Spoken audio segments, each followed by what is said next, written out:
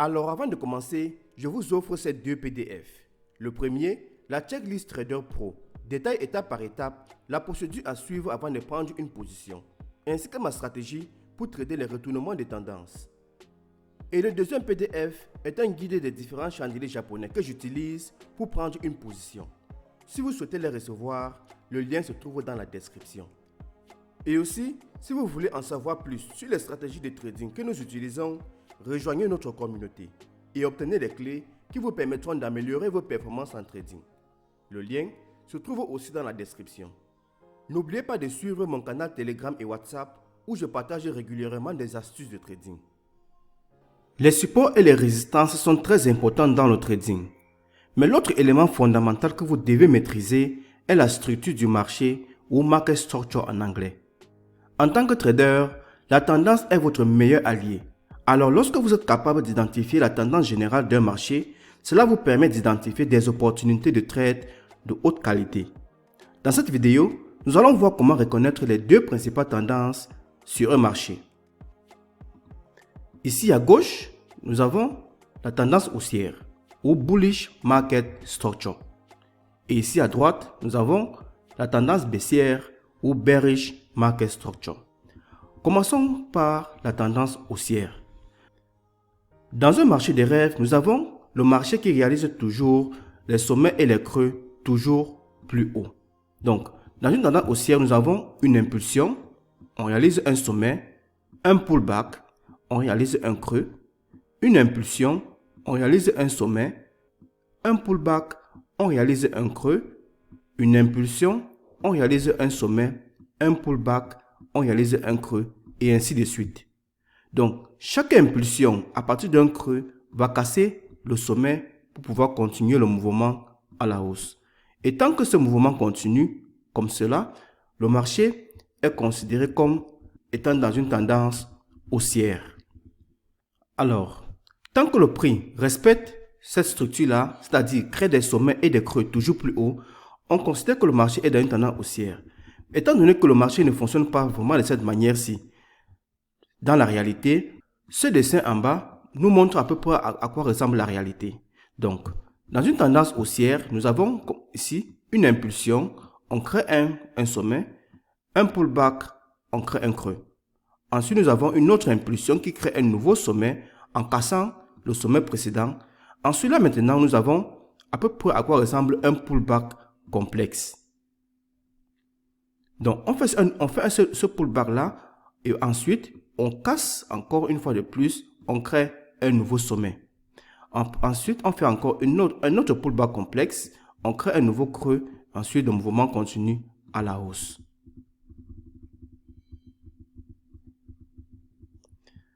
Alors, vous vous demandez probablement pourquoi j'ai choisi ici comme étant le creux et pas celui-ci. Eh bien, la raison est simple.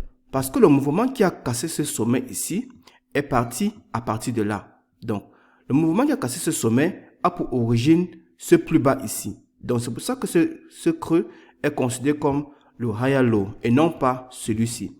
Mais ça ne veut pas dire qu'on ne va pas utiliser celui-ci comme un support. On va l'utiliser comme un support, mais ce creux ici est le creux le plus important parce que c'est lui qui est considéré comme la structure du marché et non pas ce creux-ci. Donc, voici à peu près à quoi ressemble donc un marché réel.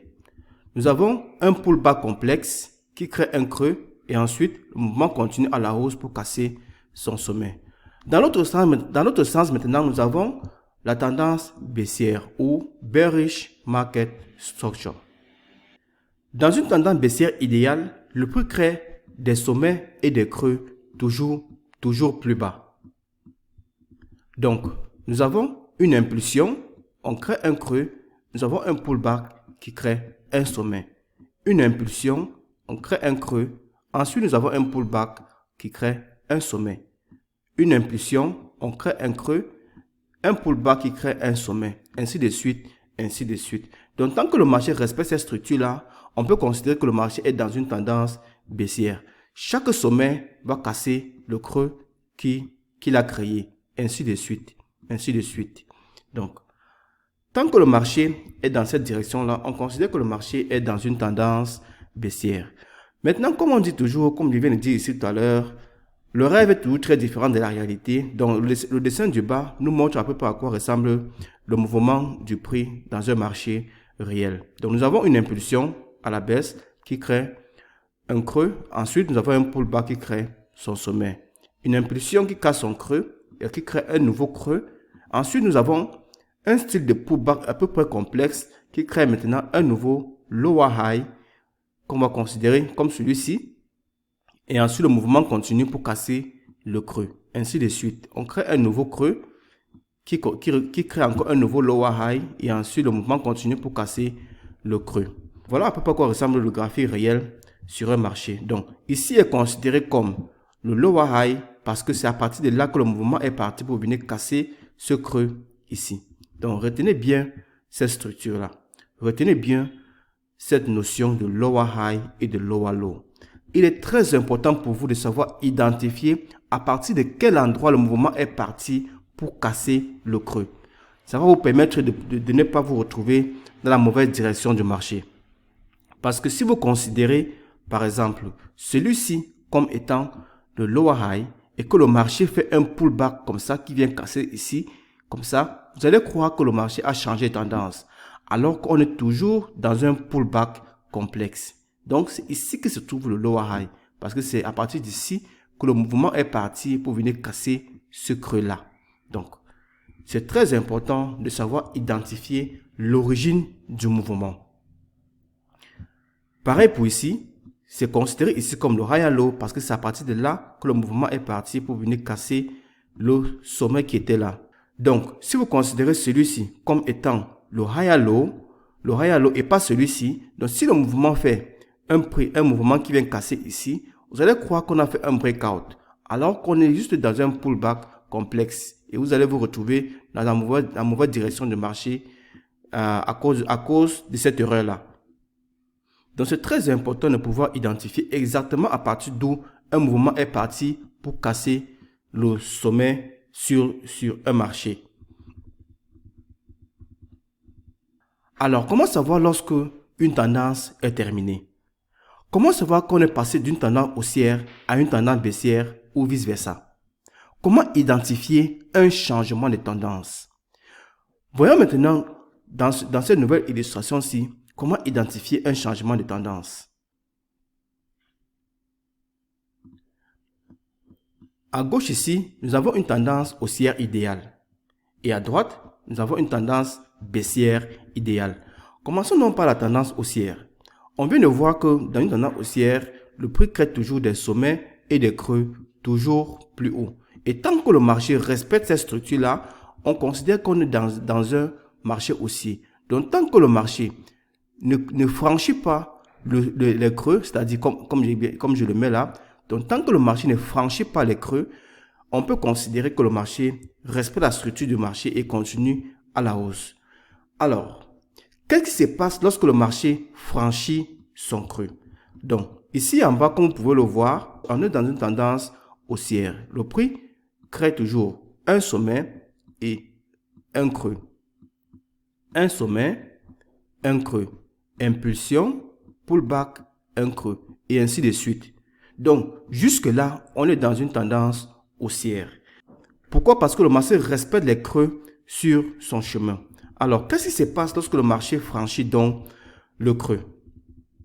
Comme vous pouvez voir ici, où j'ai matérialisé avec la ligne rouge là, lorsque le marché franchit le creux et crée un plus bas inférieur au précédent, là, nous avons un premier signal d'un potentiel changement de tendance. Une fois que le marché crée ce lower low là, nous avons maintenant ce sommet ici et ce creux comme notre nouveau range du marché. Donc, ce qu'il nous faut maintenant pour confirmer notre changement de tendance est un lower high et enfin un break à la baisse. Donc, on doit créer un lower high comme ici et ensuite venir casser le lower low ici pour pouvoir changer de tendance. Donc, tant que le prix n'a pas créé un lower high et enfin cassé ce creux-là, on ne peut pas considérer que le changement de tendance est consommé, c'est-à-dire est terminé. Donc, tant que le prix n'a pas cassé cette structure-là, on peut considérer que le marché est en train de faire une sorte de range. Donc, on va attendre que le marché crée un lower high comme cela et ensuite vienne casser le lower low là pour qu'on considère que la tendance haussière est terminée et que nous avons une nouvelle tendance baissière qui est en train de se mettre en place. Donc, nous avons une tendance baissière qui va maintenant ressembler à ceci. On aura maintenant un lower high ici, lower low, lower high, ainsi de suite. Donc, on aura une structure baissière qui va se mettre en place. Maintenant, dans le sens opposé, nous avons une tendance baissière. Comme on vient de voir, une tendance baissière crée des sommets et des creux toujours plus bas. Donc, nous avons une impulsion, un pullback, une impulsion, un pullback, une impulsion. Et chaque impulsion casse le creux sur son chemin. Et donc, tant que le marché respecte cette structure-là, continue à casser les creux, on va considérer que le marché est dans un momentum baissier. Alors, qu'est-ce qui se passe lorsque le marché ne respecte plus cette structure-là? Et qu'est-ce qui se passe lorsque le marché élimine donc le lower high sur son chemin? Ici en bas, nous avons une tendance baissière en place. Nous avons un lower low, un lower high, un lower low, un lower high, un lower low, un lower high et un lower low. Donc jusqu'ici, le marché est dans une tendance baissière idéale. Le marché respecte la structure du marché et continue à avancer à la baisse. Qu'est-ce qui se passe donc lorsque le marché arrête de suivre cette structure-là? Comme vous pouvez le voir ici que j'ai matérialisé avec la ligne verte là, le marché fait un pullback et vient casser le lower high et crée sur son chemin donc un higher high. Donc, une fois que le marché a fait cela, ça nous fait un premier signal d'un potentiel changement de tendance. Donc, tout comme dans cet exemple-ci, nous allons attendre que le prix crée maintenant un higher low comme cela. Et ce higher low là doit être supérieur au précédent ici. Donc, ce higher low-ci doit être supérieur à ce lower low. Supérieur ou égal. Donc, parce que le marché peut revenir jusqu'à ce niveau ici, mais sans clôturer en dessous de ce niveau. Donc, ça, c'est une remarque importante que vous devez également prendre en considération. Dans le marché, dans son pullback, après avoir créé ce high ici, peut revenir jusqu'à ce lower low ici comme ça, mais il ne doit pas clôturer en dessous de ce niveau. Donc, on peut avoir des mèches qui franchissent ce niveau, mais sans clôturer en dessous. Donc, ça, c'est une remarque importante que je tiens à ce que vous gardez dans votre mémoire. Une fois que le marché crée notre higher low ici, le prix continue à la hausse et casse cette structure-là. Donc, on aura donc un higher low et un higher high. Ensuite, on aura créé un nouveau higher high ici qui va devenir une nouvelle structure haussière, ressemblant donc à quelle structure? À celle-ci. Et on aura donc quoi? Un changement de tendance, d'une tendance baissière à une tendance haussière. Donc, pour résumer, pour quitter d'une tendance haussière à une tendance baissière, le prix doit éliminer sur son chemin le creux qui a créé le sommet précédent. Donc, une fois que le prix élimine le creux, on attend quoi? On attend un nouveau sommet plus bas que le précédent qui est là. Donc, une fois qu'on a créé ce nouveau sommet, pour confirmer le changement de tendance, ce sommet-ci doit venir casser le creux qu'il a créé comme cela. Et là, on aura un mouvement complet d'un changement de tendance. Dans le sens contraire maintenant, nous avons une tendance baissière. Pour que nous ayons un changement de tendance d'une tendance baissière à une tendance haussière, le prix doit éliminer le sommet qui a créé le creux. Donc, vous voyez ici, donc, si le prix casse dans un premier temps, crée un higher high, ça nous fait notre premier signal. On attend quoi maintenant ensuite? Que le prix crée un lower low et enfin que le prix vienne casser la structure comme cela pour confirmer le changement de tendance. Une fois cela fait, on aura donc un mouvement complet qui s'est installé sur le marché. On va donc quitter d'une tendance baissière à une tendance haussière. Ou dans ce cas ici, d'une tendance haussière à une tendance baissière. L'offre et la demande, ou supply and demand en anglais, est un concept très important et c'est quelque chose qui est très présent dans notre vie quotidienne. L'offre et la demande régissent la façon dont nous achetons et vendons les choses ainsi que le fonctionnement de nos économies. Qu'il s'agisse d'acheter des produits alimentaires, des appartements, des vêtements ou même des devises, l'offre et la demande est au cœur du processus décisionnel. Pour résumer, L'offre et la demande en économie est la relation entre la quantité d'un produit que les fournisseurs souhaitent vendre à un prix donné et la quantité que les consommateurs souhaitent acheter.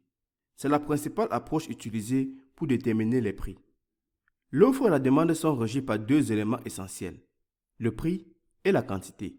Pour simplifier les choses, lorsque le prix augmente, la demande d'un produit donné a tendance à diminuer et inversement. Lorsque le prix baisse, l'offre de ce produit augmente. Le concept de supply and demand influence réellement la manière dont nous prenons nos décisions, y compris lorsqu'il s'agit d'un actif financier tel qu'une devise.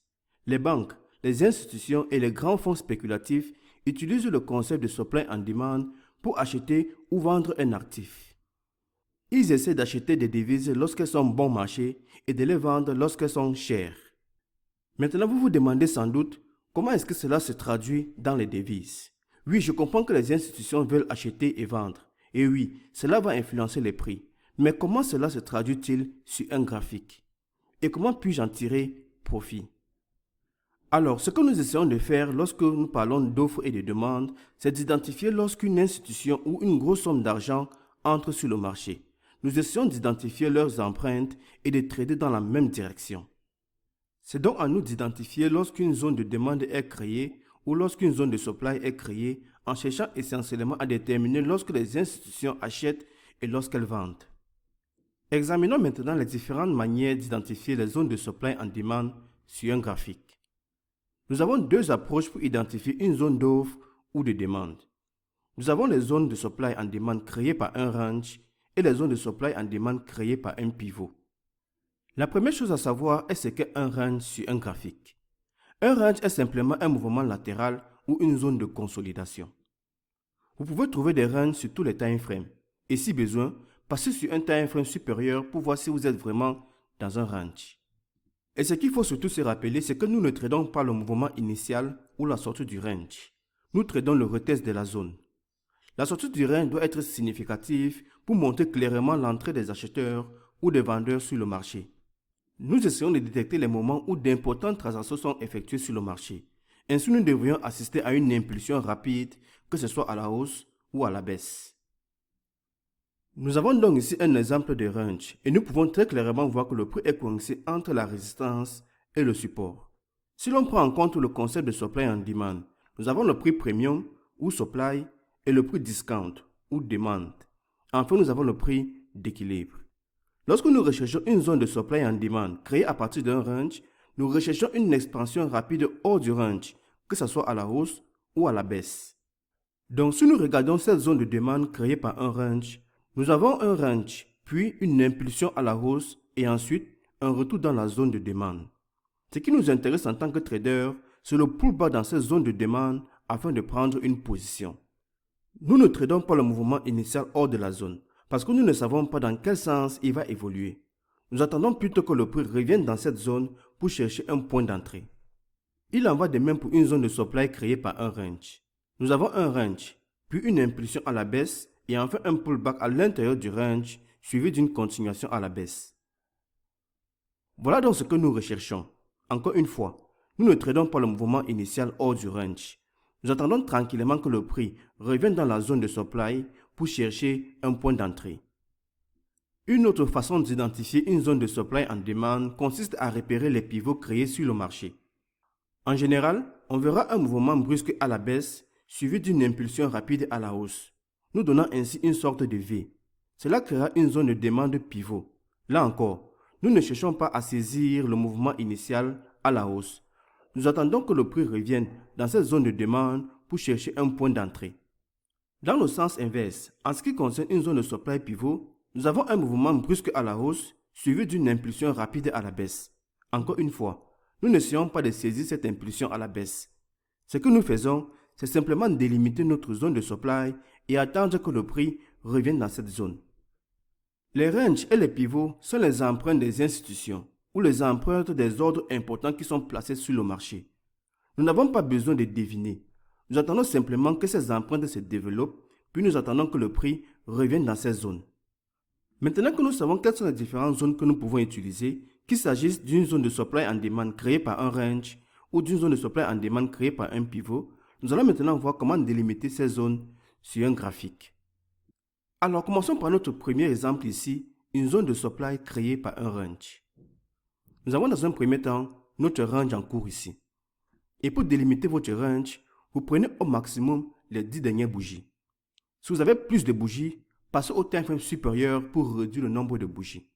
Et ensuite, pour trouver votre point d'équilibre ici, vous prenez simplement votre outil Fibonacci, vous placez au niveau de la mèche la plus basse jusqu'à la mèche la plus haute et vous aurez votre prix d'équilibre. Aussi simple que ça. Alors, nous avons donc notre range ici, suivi par un breakout à la baisse. Ce que nous faisons, c'est que nous attendons que le prix revienne tranquillement dans notre 50% de Fibo pour chercher notre point d'entrée short. Pareil pour une zone de demande ici créée par un range. Nous avons d'abord dans un premier temps notre range, suivi par un breakout à la hausse. Nous attendons quoi? Que le prix revienne à notre 50% du range ici. Et ensuite, nous allons chercher notre point d'entrée pour un trade long.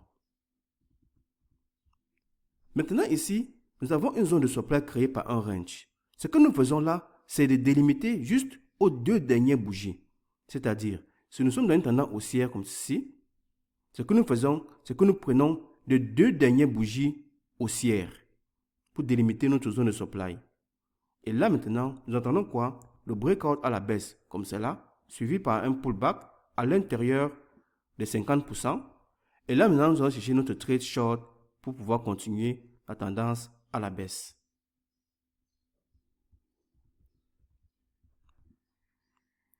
Pareil pour une zone de demande créée par un range ici.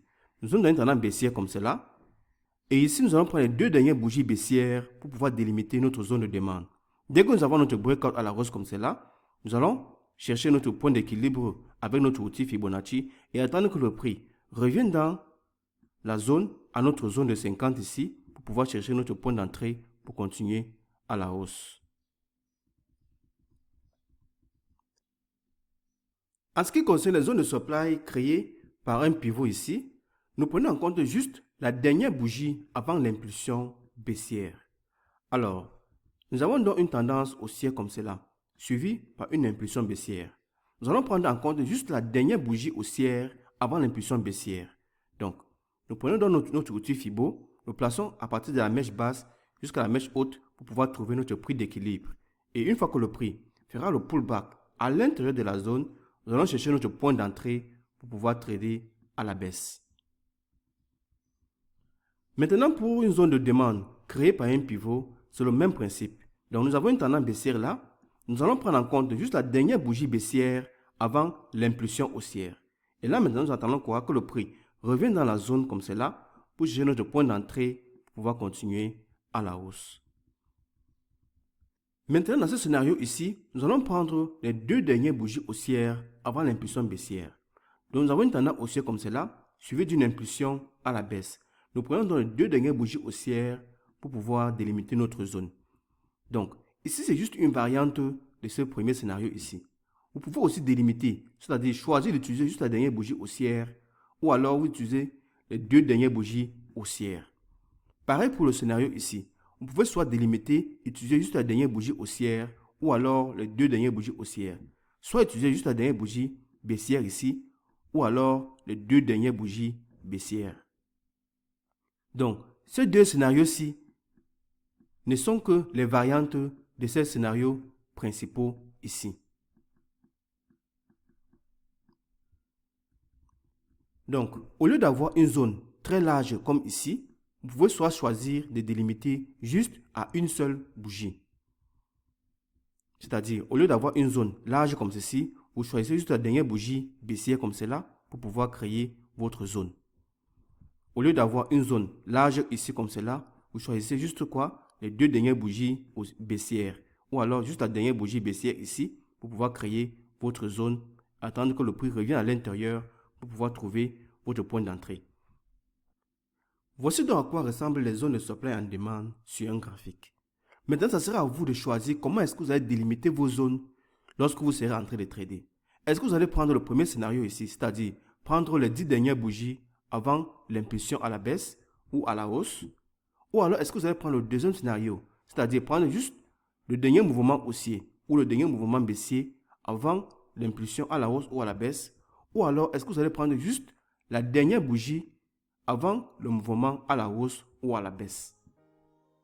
Donc maintenant, c'est à vous de choisir quel scénario vous voulez utiliser. Quel scénario vous convient le mieux pour pouvoir adapter à votre stratégie de trading. Dans les vidéos suivantes, nous allons voir comment identifier ces zones sur un graphique réel.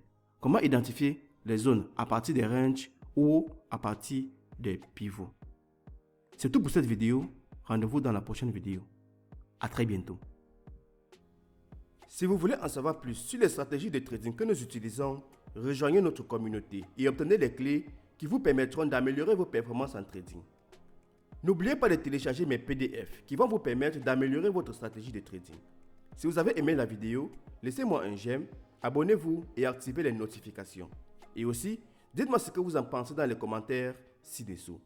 Merci d'avoir regardé et rendez-vous dans la prochaine vidéo. À très bientôt.